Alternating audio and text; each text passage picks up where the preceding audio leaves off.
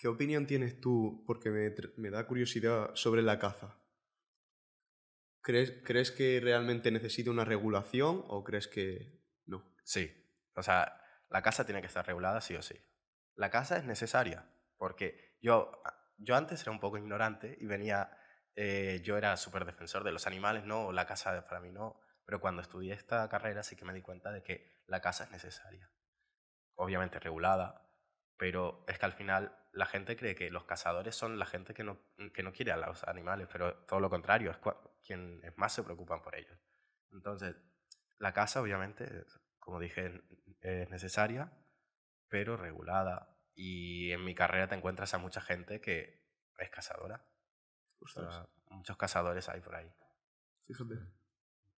Y luego, por ejemplo, estabas hablando de las salidas en España y que, en tu opinión, se iba a extender mucho el mercado laboral en ingeniería forestal. Mm. Pero, ¿has mirado algo de salidas? Es decir, ¿ves que realmente hay demanda de ingenieros forestales? ¿Cómo lo compruebas o si sabes que hay un trabajo aquí en la península? Hombre, en la península como tal, no sé si realmente hay. Es más en Canarias, No, ¿te y no referías? solo en Canadá, no, fuera de Ah, España. vale, fuera.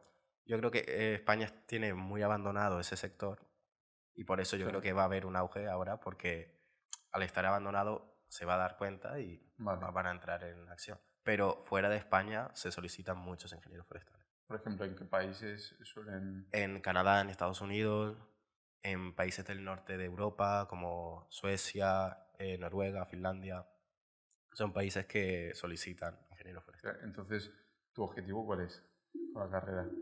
Yo actualmente no lo sé, yo me quiero ir fuera. Ah, Y bueno, también quiero hacer unas prácticas en Chile, precisamente, porque mi padre es chileno. Y en Chile hay un sector forestal muy amplio, es enorme, casi todo es bosque allí. ¿Y qué pasa? Allí todavía hay culturas indígenas, los mapuches se llaman. Y actualmente hay un conflicto entre los mapuches y las industrias de madera. ¿Y qué pasa? Que las industrias de madera son también parte del impacto ambiental global, porque la madera también destruye muchísimos bosques, porque una madera barata, el eucalipto, por ejemplo, destruyen muchísimo un bosque para plantar eucalipto. Y es una planta que es una plaga, es como una plaga, ostras. consume mucho agua, consume muchas cosas y no deja que nada más crezca, solo eucalipto. Y eso es un problema. Y, por ejemplo, a estudiantes que se quieran meter en esta carrera para quedarse en España, ¿lo recomiendas? Sí. ¿Sí? Mm. A lo mejor no ¿No con. lo ves en el Mercadona? No. Lo veo como ingeniero, a lo mejor como ingeniero de algo diferente, pero sí que salida como de lo suyo, como ingeniero, al final somos ingenieros, Claro. sí van a tener. Pero que estén preparados para decir, no voy a estar cerca de casa. Me va a tocar irme a lo mejor a Galicia. Ah, eso es Vale. un problema. O sea, un problema no, sino es algo que hay que tener en cuenta. Que no vas a trabajar a lo mejor donde estudiaste. Y luego, en la parte de prácticas, ¿puedes hacer prácticas, al menos en esta universidad? ¿Te ofrecen algún puesto? ¿O está complicada la cosa? Sí, te ofrece, la propia escuela te ofrece prácticas en Traxa, pero es que el problema es que no son obligatorias las prácticas, Claro. son optativas. Entonces no tienes por qué hacerlas y mucha gente es que no las hace directamente. Entonces tampoco te podría decir porque yo creo Ya. que voy a convalidar lo que es el inglés y no voy a hacer prácticas. Porque al Vale. final es algo que te quita, Mm, que es verdad que cobras, pero es trabajar, es ya, tiempo que también tienes que estudiar y consume mucho. claro. Necesita el B2, ¿no? El B2, Vale. efectivamente. Mira, justo antes de empezar la entrevista, bueno, de empezar el podcast, estábamos hablando del chopo, de la madera del chopo. Y es que ahora en Granada se va a construir, porque lo tengo por aquí apuntado, se construirá un edificio de demostración con elementos estructurales de madera laminada de chopo. ¿Tú crees que realmente el futuro de la construcción está en la madera? Sí. Bueno, como dije antes, es que es un recurso que tiene un impacto menor y que es reciclable. O sea, es un recurso totalmente económico y ecológico, que yo creo que es lo más importante. Es verdad que a lo mejor hay otro tipo de recursos que son más económicos, pero no son tan ecológicos. Vale, yo creo que también tiene que tener un punto muy favorable a la hora de los terremotos, ¿no? La madera suele ser mucho más flexible que cualquier otra estructura que sea más sólida, ¿no? Claro. Bueno, también hay que tener en cuenta, claro, eso es una zona, es algo a tener en cuenta si es una zona con terremotos recurrentes. Pero en Chile, que es una zona, precisamente es una zona que tiene muchos terremotos,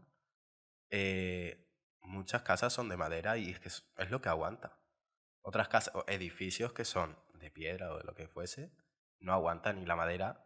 A lo mejor sí que te ves de repente que la casa está inclinada, Sí, pero se aguanta. mantiene en pie. Ostras, un ingeniero, bueno, un arquitecto o ingeniero... ¿Cuáles son los ingenieros de...? Ingeniero civil. ¿También se encarga de las construcciones Sí. civiles? Hostia, o sea, hay alguno que comente ahí si es mejor o peor. Y luego en Estados Unidos todas las casas casi son todas de madera. Sí. Porque, no sé, yo lo he visto en las películas. Sí, cuando se casa, monta sí. la película, digo, cuando se monta la casa en la película, pues están ahí full madera. Entonces, me pareció bastante interesante. Ya por último, para acabar, ¿algún consejo que le puedas dar a un estudiante que se quiera meter en esta carrera? Que no se desanime. Que cuando entre no se desanime, que siga adelante y que a lo mejor si repita alguna asignatura, que no pasa nada, que es totalmente normal, que es algo que hay que seguir adelante, que hay que afrontar, que es importante llegar por lo menos a segundo, porque ya ahí te das cuenta de que la carrera es lo que pensabas. En primero dices, te encuentras y dices que no es lo que pensaba, la dejo. Pero en segundo ya dices... Sí, lo hemos hablado alguna vez. Y es que es así, o sea, en tercero y cuarto es cuando empieza a hacer algunas más optativas y empieza un poco a tocar nosotros pues más robot o más Arduino, más programación. Si tuvieras la posibilidad de volver a estudiar, de tener 17, 18 años, ¿volverías a estudiar esta carrera o escogerías otra? Sí, yo estudiaría esta y no cometería los errores que cometí en primero, por ejemplo. ¿Cuáles fueron esos errores? No estudiar. No estoy... No estudiar.